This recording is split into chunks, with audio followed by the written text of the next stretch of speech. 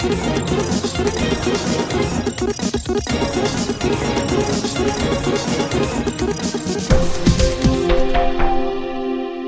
amis internautes de Madame Atu TV, bonjour et bienvenue à ce bulletin d'information.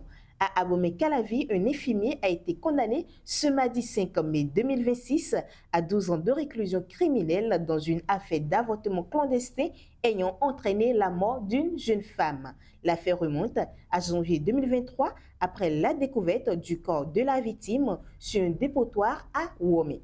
Les enquêtes ont révélé qu'elle avait subi une interruption illégale de grossesse au domicile du prévenu. Reconnu coupable par le tribunal, l'homme a écopé d'une peine plus lourde que celle requise par le parquet, selon nos confrères de Bénin Web TV. Toujours dans ce bulletin d'information, les associations et fondations béninoises disposent désormais de nouveaux fusils pour régulariser leur situation administrative. À travers un communiqué publié le 4 mai 2026, le ministère de l'Intérieur et de la Sécurité publique a annoncé une prolongation de 3 mois du délai de mise en conformité avec la loi numéro 2025-19 du 25 juillet 2025.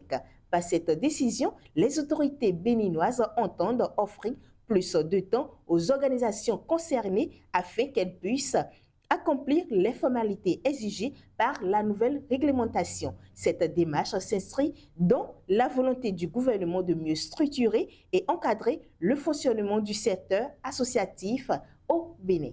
Et pour finir, la Cour de répression des infractions économiques et du terrorisme a examiné le 5 mai 2026 une affaire d'escroquerie en ligne impliquant un jeune homme accusé d'avoir soutiré de l'argent à une femme à travers une fausse urgence. Selon les faits présentés à l'audience, le prévenu aurait usurpé l'identité d'une cliente de la victime en annonçant un prétendu accident de son enfant afin d'obtenir une aide financière. Trompée par cette mise en scène, la dame a envoyé 2 transferts de montant de 80 000 francs CFA avant de découvrir la supercherie. Après les débats, la juridiction spéciale a renvoyé le dossier au 30 juillet 2026 pour son verdict.